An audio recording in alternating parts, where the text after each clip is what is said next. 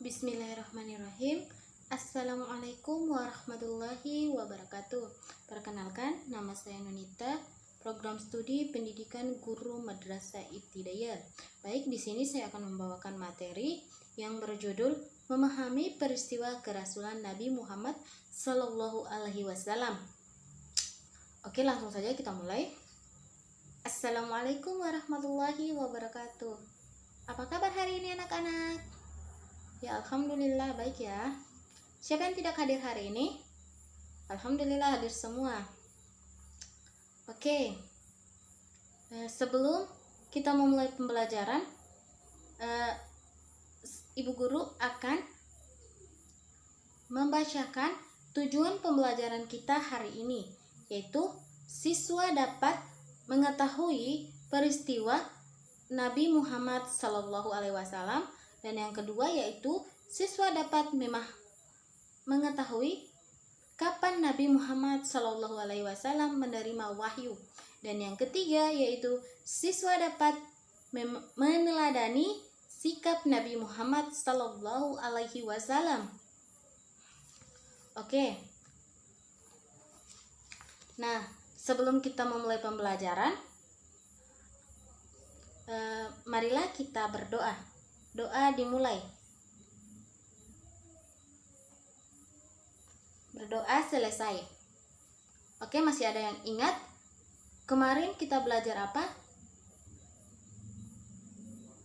Ya, kemarin itu kita belajar tentang sifat-sifat kerasulan Nabi Muhammad Sallallahu Alaihi Wasallam.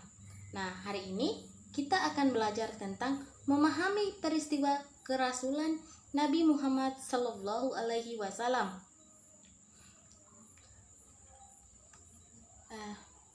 Nabi Muhammad Sallallahu Alaihi Wasallam adalah keturunan Bani Hashim. Beliau memiliki tugas membantu menyediakan air bagi orang yang pergi ke Ka'bah untuk memuja berhala. Walaupun demikian, ia tidak pernah mengikuti upacara pemujaan itu.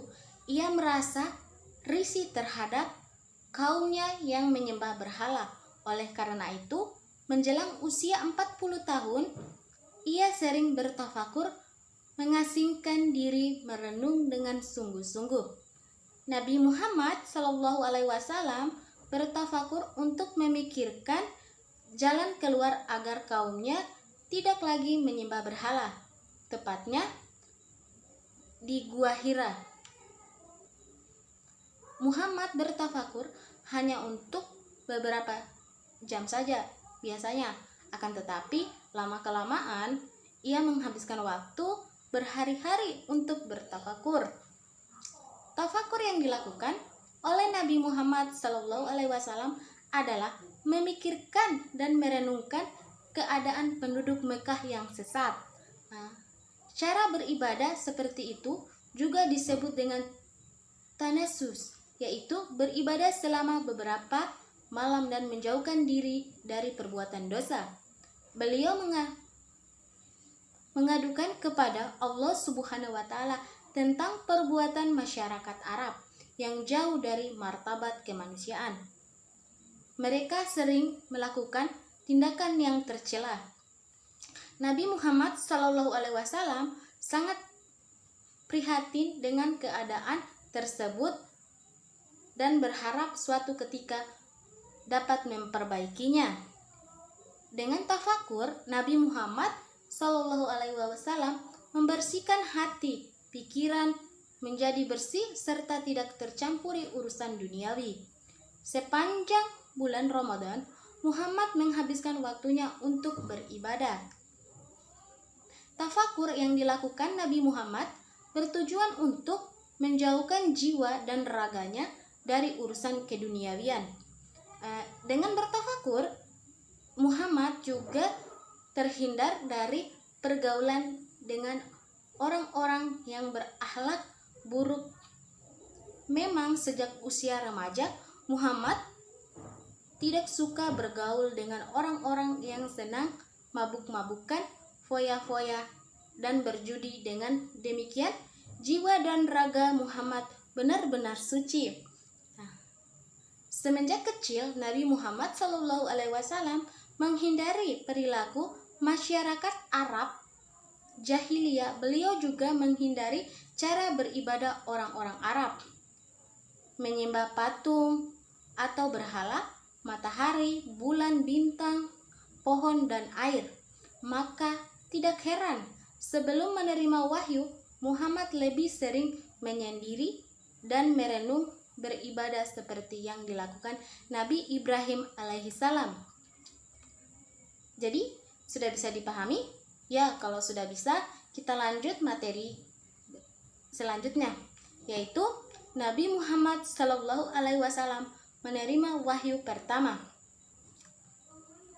Ketika Nabi Muhammad SAW berusia 40 tahun, beliau mengalami peristiwa yang luar biasa. Pada tanggal 17 Ramadan, Muhammad melihat cahaya terang benderang di Gua Hira. Dikisahkan bahwa malaikat Jibril muncul dengan cahaya membutakan di hadapan Nabi Muhammad SAW. Kemanapun beliau memandang, Jibril adalah malaikat yang bertugas menyampaikan wahyu dari Allah Subhanahu wa Ta'ala.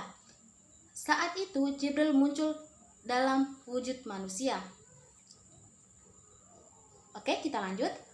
Malaikat Jibril datang dan merangkul Nabi Muhammad SAW sedemikian kuat sehingga Nabi Muhammad SAW sulit untuk bernapas dan memerintahkan, "Bacalah."